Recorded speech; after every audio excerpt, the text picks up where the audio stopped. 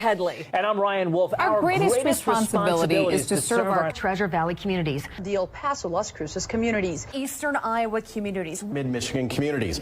We are extremely proud of the quality, balanced journalism that CBS 4 News produces. But we are concerned about the trouble and trying to irresponsible, one-sided news stories plaguing our country. The sharing of biased and false news has become all too common on social media. More alarming, some media outlets publish these same fake stories without checking facts first. The sharing of biased and false news has become all too common on social media. More alarming, some media outlets publish these same fake stories without checking facts first. Unfortunately, some members of the media use their platforms to push their own personal bias and agenda to control exactly what people think. And this is extremely dangerous to our democracy. this is extremely dangerous to our democracy.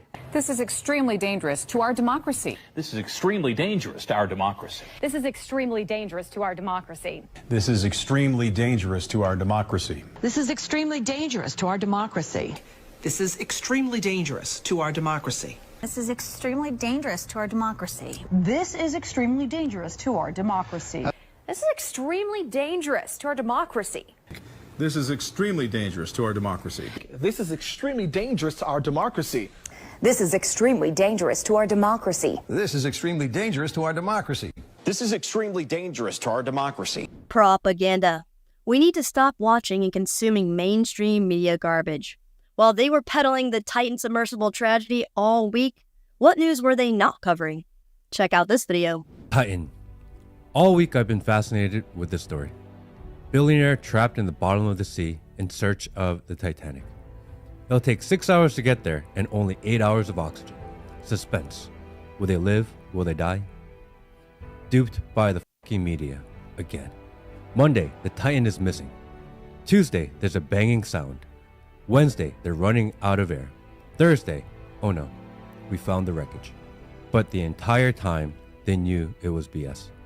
US Navy knew the sub already blew up on Sunday, but they distracted us, again, to hide the news cycle. What happened this week? Let's do a quick recap on what you missed. JP Morgan and Jeffrey Epstein emails were released, and now they have just mistakenly deleted 47 million emails. Joe Biden is undergoing an impeachment vote in the House, or at least trying. The Pentagon fat-fingered $6 billion to Ukraine. Hunter Biden gets a slap on the wrist while FBI whistleblowers are going missing. And John Durham had his congressional hearing this week regarding the Russia hoax.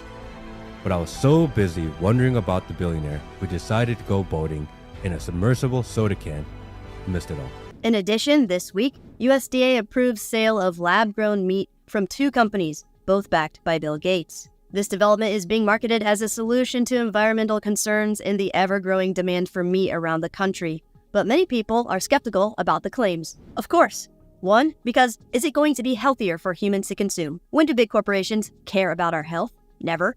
They don't at all. They want everyone addicted to food that is barely edible and bad for us to keep us sick, barely alive, and reliant on big pharma. And 2, because Bill Gates and other billionaires are buying up all the farmland in the United States, a vital food source. So we've got billionaires controlling the world, as usual, via access to capital, real estate, food, mainstream media, and the most coveted item on their list, our money, and the freedom that comes with generating, maintaining, and completely owning and controlling our own independent wealth. So what do we need to know as crypto investors in this illusion of reality created by billionaires? Well, if we haven't already, we need to stop and encourage everyone else to stop watching and consuming mainstream media BS and start watching independent news sources that cover all angles of stories and realities, even angles we don't like or disagree with, and start questioning everything that affects our lives, like inflation, interest rates, central bank digital currencies, etc. And we need to understand why and how we got here. Which, in the last century, one of the events that is affecting us the most is the creation of the US Central Bank, the Federal Reserve. And what's interesting is we must understand that the Fed is a scapegoat, because it was an entity created in a secret meeting by 6 of America's richest men, and the 7th that didn't even attend the meeting, but was probably the most integral in the creation of the Federal Reserve, JP Morgan. Even though he did not attend the meeting, It was organized by him and held at his property on Jekyll Island in Georgia. And 3 of the men that did attend belonged to companies controlled by JP Morgan. Here's the deal. It's important that the whole reason he wanted the creation of a central bank is because everyone was complaining about how much power and influence he had in the economy. So basically, with the Federal Reserve, there's the illusion of a central power that has control over how much power JP Morgan could yield. All a scapegoat. JP Morgan is still in charge. That's why we see all these banks being acquired by them. That's why we see this plan in motion for Coinbase to be acquired by them. And ultimately, they want to be the on and off ramp into and out of digital assets and cryptocurrencies to maintain control over our money and freedom at large. So, as we've explored in other videos, the main agenda is to roll out and enforce a central bank digital currency, continue consolidating the US banking system, so just a few big banks exist, with the illusion of the Federal Reserve being the main bank, and to complete Operation Choke Point 2.0, where they essentially choke everyone out of crypto, prevent money from flowing into it, and create their own version of fake Bitcoin that they completely own, control, and program, all while accumulating real Bitcoin so they can try to retain and gain more global financial power over other countries that are already adopting it. So just like they did with gold a few decades back, they will try to take our crypto and outlaw us from owning it so they have more for themselves and use money as a system to enslave us with the CBDC or central bank digital currency. Wow. And what else is wild, like I mentioned earlier, we need to question everything we've been subjected to in media that affects our lives, like the Federal Reserve and JP Morgan. 1, because it's interesting, and 2, as crypto investors, we need to consider any and all potentialities in order to take advantage of this arms race, to take advantage of this likely once-in-a-lifetime opportunity crypto presents. Hello, I'm Crypto Casey, and we are going to explore an alternative story resurfacing, linking the sinking of the Titanic, the implosion of the Titan, the Federal Reserve, and global central planners like JP Morgan. Let's hit it. Be sure to check out our sponsors, iTrust Capital, Morales Money, and Tangent Wallet. Trade cryptocurrencies tax-free within your own individual retirement account, or IRA, with iTrust Capital. Start practicing learning how to find altcoin gems before they pump in the next face-melting altcoin season using Morales Money, and invest in your very own cold storage hardware wallet like Tangent Wallet. It's the size of a credit card, multi-currency, multi-chain, and super easy to set up. Note that since the Ledger fiasco, Tangent has been swamped, so orders have been backed up for a few weeks. So get your spot in line for the next batch of wallets. Be sure to scroll down and use links below to access the correct and official sites, as well as redeem any special offers they have for us. The Fed, Jerome Powell, Janet Yellen, all of these players are constantly in mainstream media headlines and constantly covered by the mainstream media propaganda machine because they don't actually control the US dollar. Jamie Dimon does, JP Morgan does, and similar. And it's interesting that the Titan tragedy was dragged on all week to distract us from how JP Morgan was fined $4 million for deleting 47 million emails, including some requested and subpoenas, and how JP Morgan has to pay Jeffrey Epstein victims $290 million in a lawsuit settlement. So what's interesting to note is in today's world, they have to distract us because before the internet, technology, social media, and advanced communication systems, they could simply lie and fabricate stories in the newspapers and on TV. Is this what they did with the Titanic story a century ago? If so, why? If it's a conspiracy, great. There are a ton of conspiracies, more now than ever, with conflicting information about everything. All of it designed to keep us dumb, distracted, and divided. Like I said, we need to question everything they've told us, everything that's happening that is affecting our lives, even if we have different opinions about it. This includes the pandemic, as our freedoms were taken away. This includes politicizing human identities, as it's invading public school systems and pushing unnecessary, life-altering drugs and surgeries onto people. This includes Operation Choke Point 2.0, as it prevents us from investing our money the way that we want to. This includes central bank digital currencies, as it will dictate every single aspect of our lives, from what we eat, how we live, or if we even eat or live. And this includes the Titanic, because the Titanic was owned by JP Morgan. He couldn't go on the voyage because of several different stories, like he was tied up trying to ship his vast art collection in England and France by sea to New York, or he feigned illness and hung out with his mistress, or he canceled last minute for an unknown reason, or as the conspiracy goes, the only people that stood in JP Morgan's way when trying to create the Federal Reserve died when it sank, suggesting that the whole event was planned. Because there weren't enough lifeboats. Some stories from survivors heard an explosion with no mention of an iceberg. Some say the metal used on the Titanic was as thick or thicker than boats that cut through ice, so an iceberg wouldn't have affected it. Also, the 3 men in question that some sources say were in JP Morgan's way of getting the Federal Reserve set up were John Astor, Isidor Straus, and Benjamin Guggenheim, while other sources say no comments about the creation of the Federal Reserve one way or another were ever made by 2 of the 3 men, while one of them was in support of its creation. What we do know, one interesting fact, JP Morgan got paid by the insurance company insuring his boat after it sank, and another interesting fact is less than a year after it sank, the Federal Reserve was created, and the USA was turned into an incorporated business with its own business ID number. Which is crazy, I didn't realize that. And when you look up this business ID, the only information about it are on law school databases, like here on Cornell's website, where it says United States means A federal corporation, B, an agency, department, commission, board, or other entity of the United States, or C, an instrumentality of the United States. Weird, but makes sense when considering the United States is not a multi-party or even a 2-party system, it's a 1-party system, the business party. So besides for those 2 facts, JP Morgan getting an insurance payment after the Titanic sank, and less than a year after it sank, the Federal Reserve was born, there is otherwise so much conflicting information about this, it's insane. However, it's the same story with almost everything dark, controversial, and involving billionaires, bankers, and big businessmen. And the timing is so eerie, with billionaires going on an underwater safari to Titanic's grave, and tragically becoming part of it, and the mainstream media drawing it out to cover news stories about billionaires like JP Morgan, Bill Gates, the Bidens, and billions in accounting errors of our taxpayer money going to Ukraine.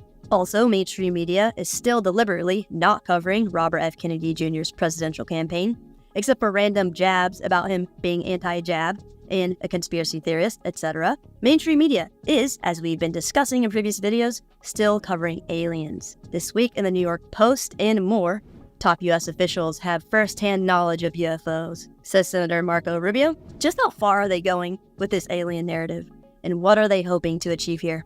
Let me know what you think in the comments below. At the end of the day, the resurfacing of the Titanic in news this week from mainstream media deliberately stretching out the Titan tragedy to downplay other news is interesting and noteworthy. The Federal Reserve, JP Morgan, and Titanic conspiracy or not is interesting and noteworthy. And also this week, a global banking cartel insider reveals some interesting and noteworthy truths to these conspiracies. The conspiracy that the entire global monetary system is not run or dictated by the Federal Reserve, the scapegoat, as we've pointed out. Rather, it's global cartel of banks that make up the euro-dollar system. And in this podcast by Blockworks, which I found on George Gammon's channel, highly recommend him, an insider who used to work at the Fed and the BIS, or Bank for International Settlements, confirms it, revealing how the system truly works. Let's check it out.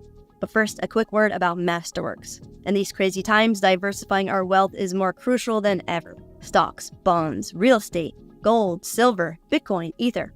And also consider the unique, time-tested, uncorrelated asset of fine art with the Masterworks platform. Art is one of the oldest asset classes there are.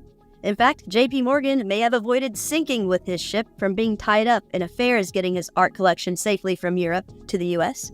So people have been trading art for centuries. Typically, only the ultra-wealthy have had access to fine art investments until now. Masterworks removes the barriers we would otherwise face if we tried to invest in art on our own, because the costs are extremely high for the average investor. So they take this very large asset class, which is roughly $1.7 trillion, and make it accessible to a wider range of investors with their platform that transforms physical art into share-based ownership. Masterworks uses their expertise to select and buy art that they believe to be investment-grade paintings. They file it with the SEC and sell shares of the painting, allowing people like us to own fractions of pieces of fine art. There is a waiting list to join. However, if you use the link below, we can skip the wait list and start diversifying our investment portfolios into this unique asset class today. So scroll down and check it out. Cool. Now let's check out what Robert McCauley, Global Banking Cartel Insider, has to say about how the global financial system actually works. Bob, if you could just sketch out what the Eurodollar system looks like today, and then we can talk about perhaps how it began. So just to have a little bit of background of the system for the audience. The Eurodollar system is an interlinked set of balance sheets that straddles the globe, involves actors in most countries, building on the global currency, the indispensable currency, the dollar. There's a credit aspect to it. There's a deposit aspect to it. It all gets measured in trillions and tens of trillions of dollars. It's mostly not in the textbooks. The textbooks tell you that the Fed creates dollars and then banks multiply those dollars so that all the dollars in the world are somehow either the direct creation of the central bank in the United States or a fairly mechanical multiplication of a portion of those dollars by the banking system, likewise in the United States. Turns out that the dollar sort of got away from that whole setup a couple of generations ago and now spans the globe. It has both banking aspects to it. It has a bond market aspect to it. It has a very large, invisible off-balance sheet component to it that is wildly underappreciated. It is the second language in currency terms for the rest of the world, just as people speak English after they speak their own language in general. So too, for most users of various currencies around the world, the next currency is the dollar, the one that features in their international portfolio in the first rank. And that's the dollar system. There's so many aspects of that we're going to touch upon going forward. Okay, so this was just a snippet of the beginning of a long, complex podcast that may be worth breaking down together in another video. Let me know what you think in the comments below. So just unpacking the bit we watched together, here are 3 key takeaways. 1. The global banking cartel has an interlinked system of balance sheets. What does that mean? It means the banks that are part of this global banking cartel are all using a shared system of ledgers, where they can basically move assets and liabilities around between each other. And banks that are not part of the system, if they aren't connected to a central bank or a bigger bank, they are at bigger risk of going insolvent, which we will go into why and what that means in a second. 2. There are a lot more US dollars circulating outside of the United States than inside the United States, which begs the question, how did those dollars get there? If the Fed prints money and controls the dollar, how did most of the money and US dollars get out there? Well, that's because banks are actually the main creators of money, because they can create loans, which is money out of thin air. So we've got banks overseas that issue loans in US dollars, therefore creating new US dollars and putting them into the system. And as Robert pointed out, the Fed lost control over the dollar generations ago from this phenomenon. The Fed has been a farce for longer than we may have thought. And 3, there is an invisible off-balance sheet component to the global banking cartel. Oh, that's nice, and honestly, not all that surprising at this point. So what does this all mean? Well, putting it all together, when we look at the mainstream media that is bought and paid for by global elites, whether it's Bloomberg, New York Post, CNN, or whatever, it's all about the Fed. Are they printing? Are they raising rates? What's up with reverse repos? Oh no, some banks have failed. The Fed has to inject some liquidity into the system. Really? No, the Fed is a red herring because the global monetary system has been out of the Fed's control for generations now and has been in control by the big banks that are part of this global banking cartel. So what about First Republic, Silicon Valley Bank, Signature? How about Lehman Brothers and Bear Stearns? Why did they all fail? Why couldn't the cash they needed just have been created out of thin air as a liability on JP Morgan's balance sheet, or Citigroup's balance sheet, or Wells Fargo's? Well, they weren't part of the global banking cartel. And the banking cartel didn't want them to stay around because they have the power to create as much US dollar liquidity as they want with no limits because it's not based on reserves, it's based on their network of bank ledgers. And so long as there is trust in the system and enough collateral, their ledgers are infinite. At the end of the day, they want to consolidate the banking system as much as possible, which means the more banks that fail, the more power they gain over the global financial system. So the Fed is a farce, it's a scapegoat, it's an illusion. That's why it's covered in the mainstream media news, to cover the global banking cartel that actually runs the world. Awesome. If you would like to learn more about why central bank digital currencies are extremely dangerous to our lives and ability to live freely, check out this video. If you would like to finally have that eureka moment about how Bitcoin works and how it can help us maintain complete control and ownership over some of our wealth outside of the current financial system, check out this video. And to get a Tangent wallet to hold your crypto off of exchanges, click on the link on the screen. Like and subscribe for more. Be safe out there.